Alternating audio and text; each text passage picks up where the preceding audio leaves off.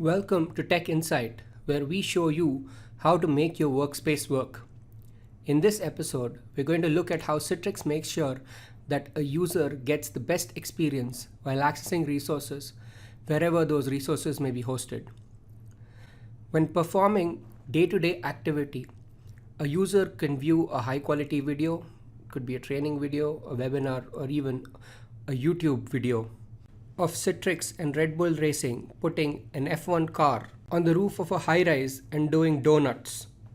The user can be on the same LAN as the resources on which this video is being viewed, or in some cases in a remote office where the session may have a round-trip latency of 200 milliseconds between the user and the resource, or a low bandwidth connection, or a combination of the both.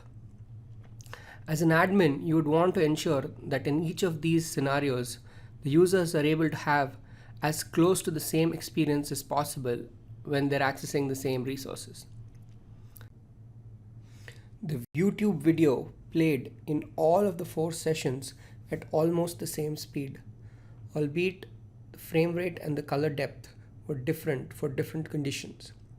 I'll let you view a user scroll through a large Excel sheet to get to the rows they intend to edit, and you can see if in each of these scenarios the user was able to scroll more or less equally smoothly to get to where they wanted to.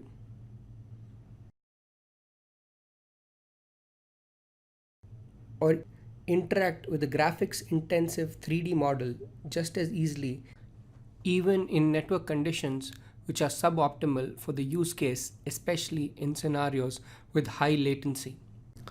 Having seen what the user experience should be like, let's take a conceptual look at HDX.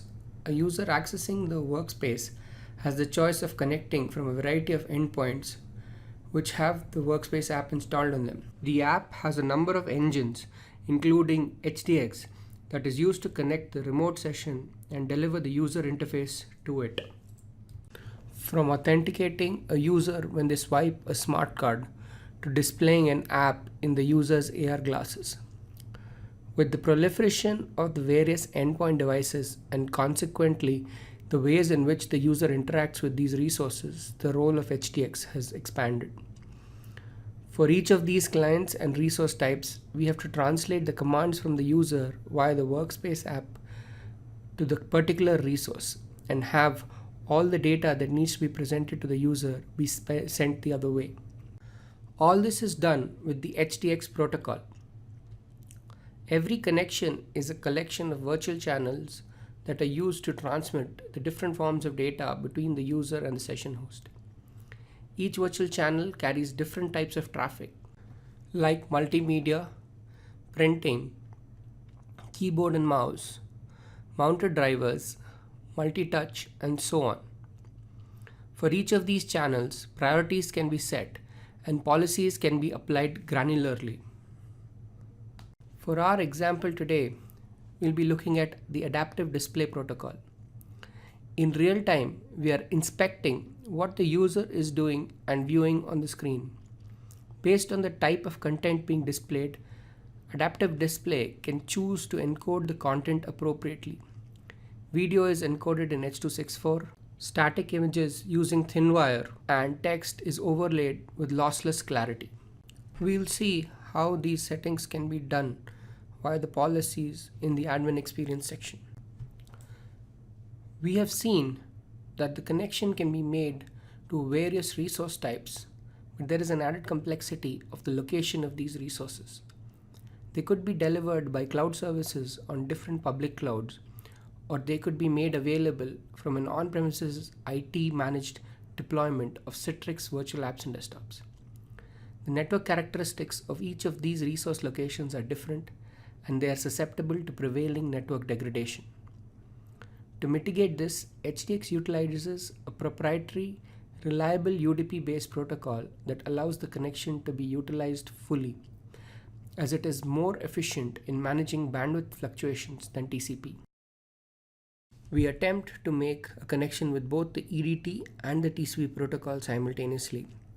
If for some reason EDT doesn't work, the TCP connection is established, and in the background we continue to try to connect with the EDT protocol. And once that connection is established, the TCP connection is terminated. This is adaptive transport.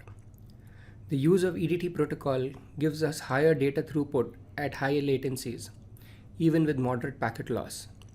Other benefits include fair sharing of available bandwidth, superior flow and congestion control, even on LAN connections, all of which results in display remoting, printing, drive mapping, file transfers, multimedia/USB device access being faster and more interactive.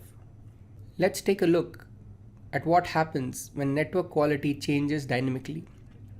On a poor network, placing too much data on the network degrades the user experience. We are over-allocating the network, causing queuing. On a good network, we are wasting bandwidth.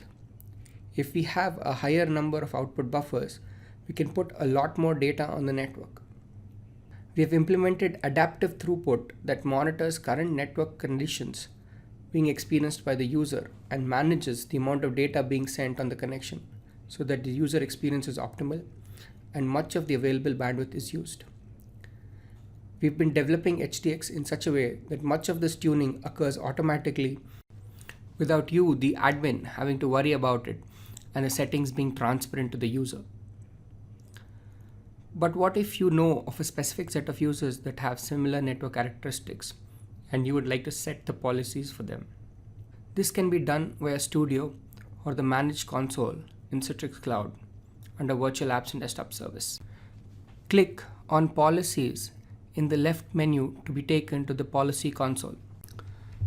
I have already created 3 policies based on the settings shown before, and they were applied to the user experience demo at the beginning. As you may have noticed during the demo, the image quality and frame rate were tuned. The way the displayed content is encoded and compressed is also different in each condition to ensure a similar user experience. For users who would connect on a LAN and are going to do full screen graphics, we set the visual quality policy to build to lossless. All other settings are their default values unless you want a faster frame rate than 30 FPS. For users that are on a low bandwidth connection, we can set a lower frame rate of 24 FPS, while the visual quality is set to the default of medium. And for the users that are in branch offices with an additional latency to contend with, we can set an even lower frame rate and set the visual quality to low. To further reduce the load on the network, we add a new policy to reduce the preferred color depth to 16 bits per pixel. Click Edit Policy and search for color depth. Select the policy we want to add and select 16 bits per pixel option from the drop-down. Click OK. Click Next. Here you can see the various options available for granularly applying the policy to appropriate set of users. In our case, we have chosen to apply the policy to a delivery group for the branch office workers. Click Next, review the changes, and ensure that the Enable Policy checkbox is checked if the policy needs to be active. Then, click Finish. The policy will be applied, and when the users log in to or reconnects to the session to which they are applicable, the policies will be applied. If you wish to create a new policy for a different set of users, click Create Policy on the top right and follow the same steps as we did just now. That's how simple it is as an admin to manage the policies.